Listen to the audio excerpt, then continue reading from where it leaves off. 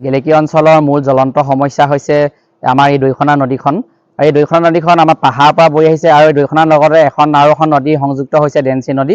আৰু সেই ডেন্সি নদী দৈখনা নদী সংযুক্ত হৈ এই যিখিনি পানীখিনি আমাৰ কয়লা পলস আহি পেলাই নৈখন পোত খাই গৈছে আৰু পোত যোৱাৰ ফলত আৰু নৈ পানীখিনি ওপৰলৈ উঠি আহে। আৰু এতিয়া বিশেষকৈ এতিয়া ভৰ বাৰিষা হোৱাই নাই, ভৰ বাৰিষা নহওঁতেই এতিয়া যি এজাক বৰষুণ দিয়াৰ লগে লগে বানপানী উঠি আহে, যাৰ ফলত ৰাইজসকল জীয়াতু ভুগিছে। আৰু এই সমস্যা আমাৰ বহুত দীঘলীয়া সমস্যা। এই শাসনাধিষ্ঠ যিখন বিজেপি চৰকাৰ, এই 10 বছৰ কাৰ্যকাল হ'বলৈ হ'ল, কিন্তু তেওঁলোকৰ আজিলৈকে এই যিটো বৃহৎ সমস্যা, যি জ্বলন্ত সমস্যাৰ ওপৰত কোনো ধৰণৰ গুৰুত্ব দিয়া দেখা নগ'ল। তেওঁলোকে নিৰ্বাচনৰ সময়ত প্ৰতিশ্ৰুতি দিয়ে, নিৰ্বাচনৰ সময়ত ভুৱা কথাৰে তেওঁলোকে প্ৰলোভন দেখুৱাই ৰাইজক, তেওঁলোকে নিৰ্বাচনী লোভ দেখুৱাই যে তেওঁলোকে নদীখন খনন কৰি দিব। কিন্তু এতিয়া তেওঁলোকে দেখিছে তেওঁলোকে ক্ষুদ্ৰ ক্ষুদ্ৰ আঁচনিৰ লগত তেওঁলোকে গুৰুত্ব দি পেলাই তেওঁলোকে এই মূল জ্বলন্ত সমস্যাসমূহ ৰৈ গৈছে, আৰু যাৰ ফলত আমাৰ যি ৰাইজসকল আগন্তুক বাৰিষা সময়ত জীয়াতু ভুগিব।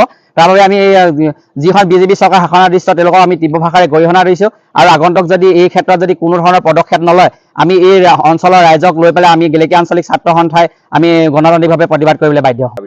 হয়, এই আমাৰ গেলেকী অঞ্চলৰ কেইবাখনো গাঁও এই নদীকেইখনৰ সমস্যাৰ ফলত বিশেষ সমস্যা হয়। আৰু এই গাঁওকেইখন হৈছে লাহন গাঁও, শিঙিবিল, হাবিগাঁও, তাৰপিছত সোণাপুৰ আৰু নামদাং ট্ৰাইবেল গাঁও, দলুবাৰী, তলমৰাণ গাঁও, উপমৰাণ গাঁও, এই কেইবাখনো গাঁও ডুব যায় পানীত।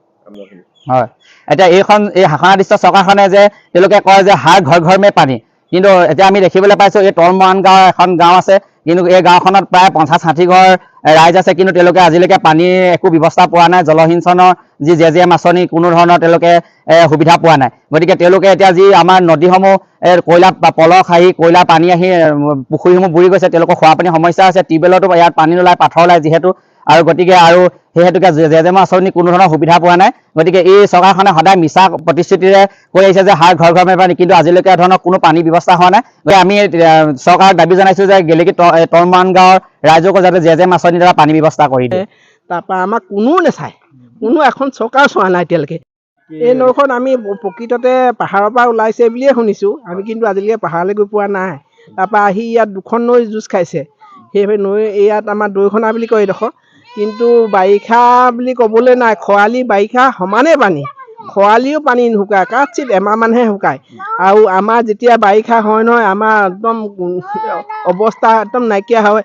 মানুহৰ পায়খানা কৰিবলৈ জেগা নাইকিয়া হয়, খাবলৈ জেগা নাইকিয়া হয়, থাকিবলৈ জেগা নাইকিয়া হয়। ক'ত মানুহে ওখ ঘৰত আহি থাকেহি, আৰুতো ঘৰতো সোমাবই নোৱাৰে, একঁকাল পানী, আৰু চব বস্তু লোকচান হয়। তৎক্ষণাতে একে নিশাই তাৰমানে আলমাৰি চালমাৰি একোৱে নাথাকে, আৰু চব তিতি বুৰি এদাই হৈ যায়। আৰু খাবলৈ বহুত অশান্তি। আমাৰ ইয়াত আজি কিমান বছৰ হ'ল কিজানি 20 বছৰমানতকৈ বেছি হ'ল নেকি, আজিলৈকে খেতি আমি দেখাই নাই। খেতি অকল পানী এতিয়া যদি নামেগে নহয়, মানুহ এটা তল যাব পথাৰবোৰত, আৰু গছ গছনি বুলিবলৈ একোৱেই নাই।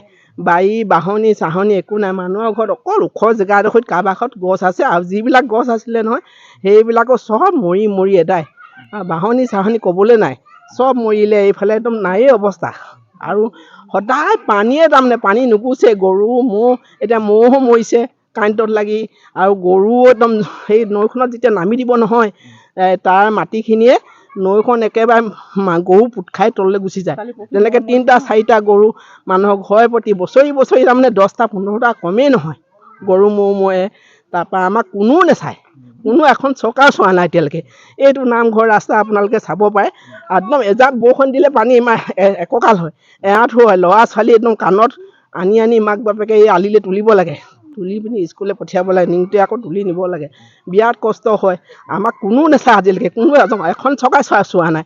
আমি কাকো চৰকাৰক দুখিবলৈ নাযাওঁ, কিন্তু চোৱা নাই। আমাৰ ইয়াত খোৱা পানী হেৰি নাই, অভাৱ। আমি খাবলৈ হ'লে কিনি খাব লাগে, আৰু ল'ৰা ছোৱালীক কণ ল'ৰা ছোৱালীক বাৰু কেনেকৈ বেয়া পানীবোৰ খাওঁ, কয়লা পানী, পুখুৰীত কয়লা পানী, টিউবৱেলৰ পানী নোলায়। আৰু বহুত কষ্টকৈ আমি জীয়াই আছোঁ। আৰু আমাৰ ধান এতিয়া দেখিবলৈ নাই, চাউল দেখিবলৈ নাই। আমাৰ অকল কাৰ্টৰ চাউল আৰু কিনা চাউলে খাওঁ। এই অঞ্চলৰ ৰাইজে এতিয়ালৈকে জল জীৱন মিছন আঁচনি পানী বিশুদ্ধ খোৱা পানী পোৱা নাই। পোৱা নাই। কিমান ঘৰ মানুহে পোৱা নাই? দিম বুলি কয়, প্ৰায় 60-70 ঘৰ মানে মানুহ আছে।